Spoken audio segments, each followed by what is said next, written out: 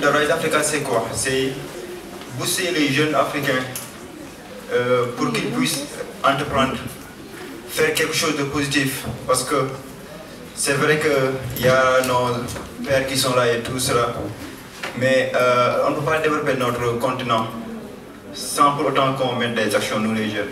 Et la majeure partie des jeunes que vous voyez, et combien de vous a déposé minimum 2 fois le CV? Levez votre main, s'il vous plaît. Combien de jeunes? Combien d'entre vous ont une fois essayé de créer une entreprise? À chaque fois que quelqu'un me dit, qu'un ami me demande qu'il veut travailler, je lui dis allez bien. En moins d'une semaine, 2 semaines, je suis arrivé à avoir plus de 13 personnes qui travaillent avec moi. Résultat, quelques semaines après, il n'y a plus de fonds. Il ne faut pas recruter parce que vous voulez recruter ou bien recruter des amis. Bon, la majeure partie des gens qui, les amis, ils viennent, ils ne travaillent pas. Vous ne pourrez pas les virer. Je vous le dis.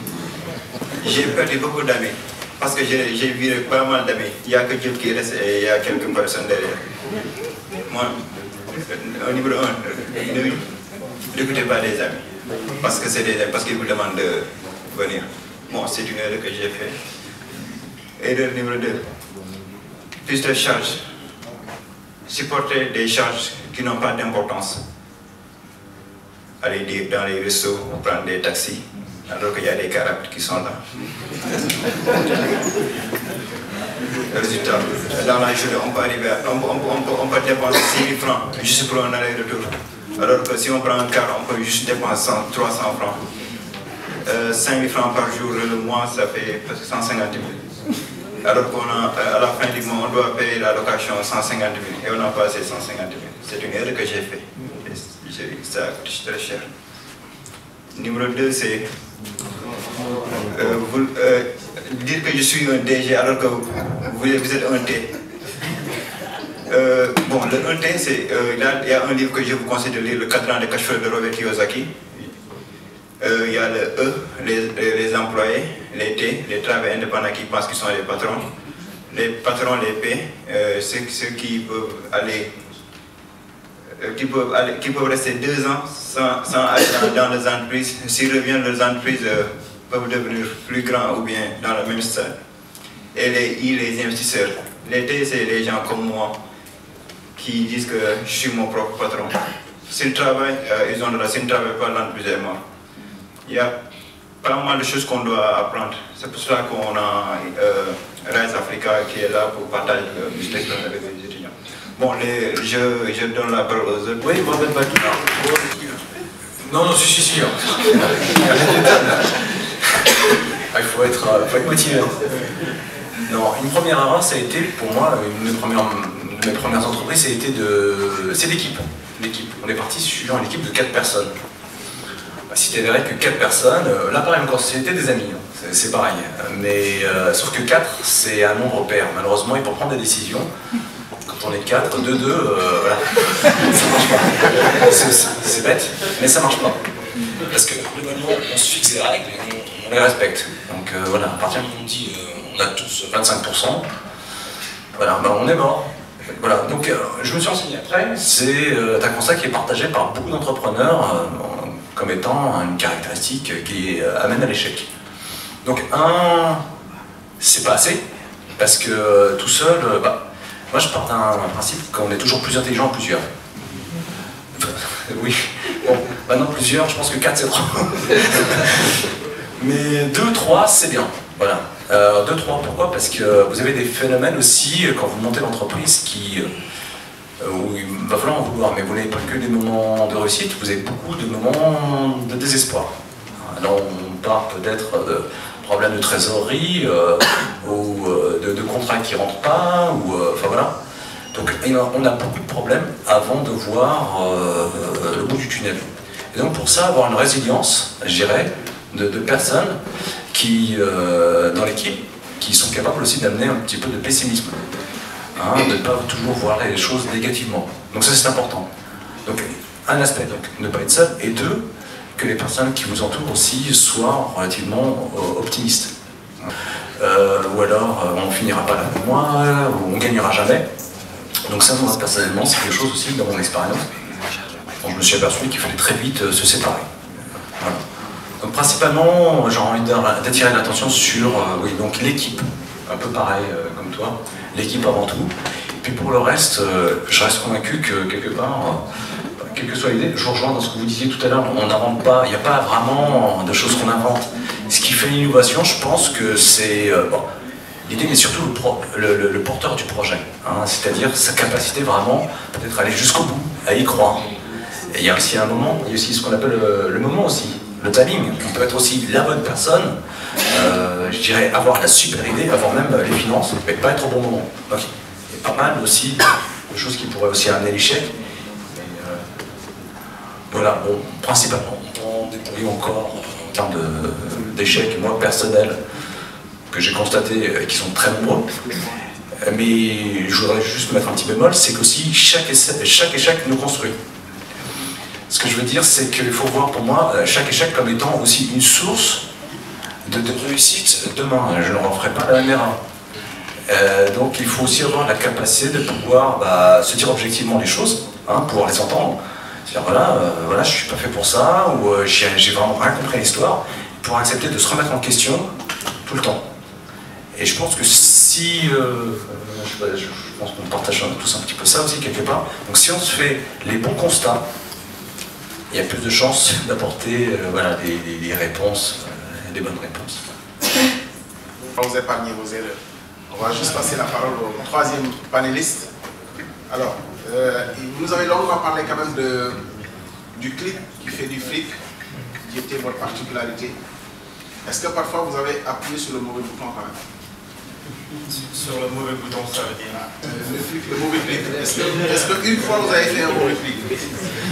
Bon, il faut dire que, voilà, étant jeune, comme mes prédécesseurs, j'ai eu aussi à faire des erreurs, c'est-à-dire être vraiment à la hâte et de se dire, bon voilà, ça je vais le publier rapidement, sans pour autant se soucier de toutes les conséquences que ça peut avoir derrière. Parce que je crois que pendant ces 2 jours-là, on est tous d'accord sur le fait qu'Internet, ça ne se limite plus dans cette salle, ce n'est pas le Sénégal, on s'ouvre au monde. Donc j'ai pu moi aussi, tout au début, faire mes erreurs, de devoir faire des publications par exemple, dont je ne mesurais pas la portée, que ce soit au niveau de mon site web, que ce soit sur Facebook, où j'étais vraiment très violent, il faut le dire, à un certain moment donné. Et, petit à petit, j'ai appris aussi à être beaucoup plus calme, à analyser les choses et surtout à les relativiser. Et donc, sur la même série de mes prédécesseurs, sur les erreurs aussi, je crois que M. Diagne l'a parfaitement bien dit, on ne peut pas courir derrière 2 choses. Soit on est entrepreneur, soit on travaille pour quelqu'un. Donc moi j'ai subi les frais parce qu'à un certain moment donné, il me fallait quitter mon bureau. Ou quand j'ai dit à mes parents que j'ai démissionné, ils n'en revenaient pas. Parce qu'il me fallait, à l'heure de la pause, aller régler au bureau quelques petits détails pour voir si les tâches étaient bien effectuées, s'ils étaient déjà sur leur planning, s'ils respectaient bien les choses. Et je n'avais que quoi, 45 minutes pour encore repartir au bureau. Et donc, à la fin, c'était un épuisement que j'avais. Je n'étais plus performant au bureau, avec vraiment des retards qu'on me collait tout le temps. Et aussi, je ne pouvais pas avoir le contrôle de mon équipe que je laissais au niveau de mon autre bureau. Donc ça aussi, je crois que c'est un conseil que je peux donner aujourd'hui. Et M. Diagne l'a parfaitement bien dit, on ne peut pas courir derrière 2 choses. Et donc, l'une des choses que moi aussi j'ai pu apprendre en tant qu'entrepreneur web, c'est que c'est l'apprendre du temps. Avant que je ne puisse recevoir mon premier Western Union, c'est-à-dire de monétiser des vidéos sur YouTube.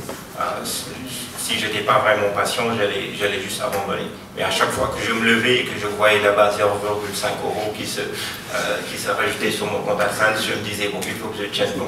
Avant que je ne prenne mon premier 70 € sur mon compte Western Union, mais c'était vraiment, pratiquement, je peux le dire, plus d'1 an. Et j'étais très régulier sur la production de vidéos que je faisais, etc. Donc au niveau de mon site, sur tout ce qui était paramétrage AdSense, avant que je touche vraiment le minimum 10 €, c'était aussi toute une production qu'il fallait faire. Donc c'est-à-dire que les gens, ce qu'ils voient sur Internet, ils sont servis. Okay, que ce soit sur une application, que ce soit sur un site, que ce soit une solution innovante, les utilisateurs sont servis. mais tout le travail colossal qu'il y a derrière en tant qu'entrepreneur web, si vous ne vous armez pas de patience, donc vous êtes carrément, voilà, c'est carrément voué à l'échec. Donc pour finir, c'est un peu aussi ces conseils que je voulais donner, et je vois dans la salle la présence de Monia Tedibadji, avec qui je partage une certaine philosophie. Lui, c'est à partir du net qu'il a pu aussi, lui aussi, tirer toutes ses ressources jusqu'à se prononcer à la tribune des Nations Unies à Washington. Je crois qu'aussi c'est un bel exemple qu'il faudra saluer. Lui aussi, c'est un cas d'école avec qui vous pourriez partager et faire des choses magnifiques. Donc, il faut l'endurance, il faut surtout de la patience, il faut être focus et surtout voilà, se doter aussi de compétences de personnes autour de soi qui puissent vous relayer sur certaines tâches surtout. Mais on ne peut pas, en tant qu'entrepreneur, on ne peut pas tout faire. On ne peut pas être l'administrateur, on ne peut pas être déployer la solution, on ne peut pas être le commercial, on ne peut pas être celui qui encaisse. Non, non, non. Il faudra s'armer d'une équipe et surtout être très endurant sur Internet. Si vous voulez entreprendre sur Internet, il faudra être très endurant. Voilà, merci. En cherchant un emploi dans une entreprise ou en étant entrepreneur. Alors, chercher un emploi dans une entreprise, c'est la méthode aujourd'hui qui est la plus courante, et c'est d'ailleurs elle qui correspond à l'idéal des études. On fait des études supérieures et puis on évolue, et puis à la fin c'est pour trouver un emploi. Mais l'évolution du monde de l'emploi va être perturbée justement par le fait numérique, du fait que toutes les professions d'interface vont être amenées à décliner et peut-être même à disparaître, pour être remplacé par aujourd'hui des robots qui seraient capables de gérer ces relations d'interface. Et donc ça veut dire qu'il faut être pratique et opérationnel en termes de compétences ou être très approfondi en termes d'études et être capable d'être ceux qui conçoivent les systèmes. Et en 2018, cette question se pose avec acuité. Le monde de l'entreprise, même si le secteur du numérique est sans doute l'un des secteurs qui recrute le plus, parce que toutes les entreprises sont en transformation, toutes les organisations sont en transformation. Mais d'une manière générale, ceux qui n'ont pas des compétences dans le numérique se retrouvent aujourd'hui face à ce dilemme. J'entreprends ou je vais aller trouver un emploi. Les deux options sont bonnes. L'option qui est mauvaise, c'est de vouloir faire les deux. Être jeune et vouloir un emploi pour garantir ses revenus, et en même temps se dire, il y a le marché, il faut que j'aille chercher des opportunités. Parce que l'engagement, aussi bien du salarié que celui de l'entrepreneur, c'est déterminant. Donc il faut que vous sachiez faire votre choix. Est-ce que vous voulez aller vers l'entrepreneuriat? C'est possible, il y a beaucoup d'opportunités, aussi bien sur le national qu'à l'international. Ou est-ce que vous voulez être des salariés? C'est possible, puisque ceux qui sont aux emplois sont supposés aller en retraite et qu'il y a un renouvellement, même si on se rend compte de plus en plus qu'avec la transformation digitale des économies, il n'y a pas forcément une correspondance entre la croissance des entreprises et leur niveau de recrutement. Donc ça, c'est la première question que vous devez savoir résoudre, en sachant qu'il ne faut pas combiner les deux. Maintenant, je vais rester sur l'entrepreneuriat. Je ne vais pas dire comment doit être un salarié modèle qui fait sa carrière, ce serait le thème d'un autre atelier. Je vais rester spécifiquement sur le domaine de l'entrepreneuriat. Un entrepreneur, c'est d'abord une idée. Et cette idée, il ne faut pas penser qu'elle doit être originale, singulière, que vous êtes le seul à l'avoir et que, voilà, vous allez sortir de l'anonymat et être subitement une personne que tout le monde va connaître. Parce que les idées, il y en a partout. Et je peux vous assurer que 99% des idées que nous pouvons produire dans cette salle ont sans doute déjà été produites ailleurs. Parce que c'est libre, hein, la liberté d'imaginer et de créer des idées, ça, il n'y a pas de contrainte. Il n'y a pas de pays pauvre, pays riche, pays qui a des idées, pays qui n'a pas d'idées. Sur ce domaine-là, je crois que nous sommes dans une égalité parfaite. Alors, donc ne cherchez pas à dire c'est mon idée, je la brevette, même mon voisin, je n'en parle pas. Même quand je vais voir le banquier, je ne lui parle pas de l'idée parce qu'il pourrait me la voler et la donner à son cousin, etc. Non. L'idée, ce qui fait sa valeur, c'est celui qui le porte. L'idée en elle-même, elle n'a pas de valeur. Celui qui porte l'idée qui a de la valeur et qui donne de la valeur à l'idée. Facebook ou tout ce que vous voyez là, ça a été imaginé sans doute 10 ans en arrière, 15 ans en arrière par d'autres personnes qui n'ont pas réussi à les porter là où ça se trouve. Il faut voir monde quand vous réfléchissez. Par contre, on ne peut pas commencer monde, il faut commencer Sénégal ou vos pays respectifs pour ceux qui ne sont pas d'origine sénégalaise. Il faut savoir combiner donc cette mesure entre l'audace, où vous ne vous donnez aucune frontière en vous disant non, moi je dois me limiter à telle chose, et la mesure justement qui doit vous dire que vous n'avez pas le moyen de créer une entreprise mondiale du jour au lendemain. Il faut savoir que toutes les idées aujourd'hui qui prospèrent dans le monde, toutes les industries, à part le volet recherche et développement qui est très important, c'est le volet mise en marché qui est capital, parce qu'il n'y a pas d'entreprise sans marché. Et si vous avez 3 mois ou 4 mois pour vivre et vous pensez qu'au 5e mois, votre projet va générer des ressources, vous pouvez avoir des difficultés. Parce que dans le numérique, ça peut prendre beaucoup plus de temps que cela. Vous pouvez rester pendant 4 ans à injecter. Vous regardez l'exemple de Orange Money que nous connaissons au Sénégal. Ils ont dû mettre de l'argent pendant 4 ans ou 5 ans avant que ça devienne quelque chose qui couvre tout le territoire et aujourd'hui qui a de la valeur. Alors ça dépend de la nature de vos idées. Il y a des idées où vous pouvez avoir de la chance, au bout de 2-3 mois, vous plongez et puis ça fait le buzz et puis finalement, ça devient le produit ou le service que tout le monde cherche.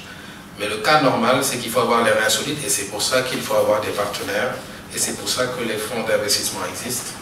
Et il ne faut pas rester en disant je vais être 100% propriétaire de mon affaire parce que ça ne sert à rien d'être 100% propriétaire d'une affaire qui ne prospère pas.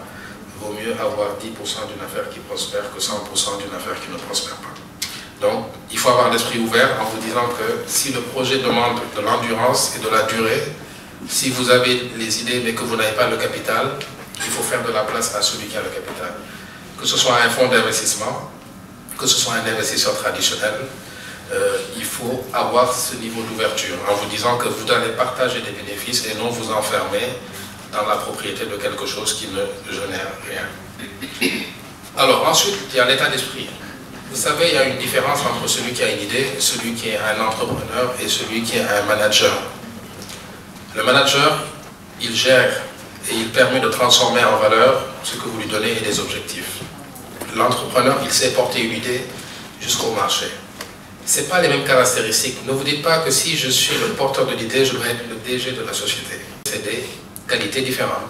Ce n'est pas le même profil qu'il faut pour être un DG, ce n'est pas le même profil qu'il faut pour être un entrepreneur, celui qui crée le business, et ce n'est pas le même profil même qu'il faut pour le technicien, parce que souvent, sur la base technique, vous avez des idées qui correspondent à vos compétences et vous voulez les porter sur le marché, donc vous transformez en entrepreneur puis en manager. Il y a une différence et il faut savoir la mesurer, et tout ça, ça participe à l'esprit d'ouverture dont je parle.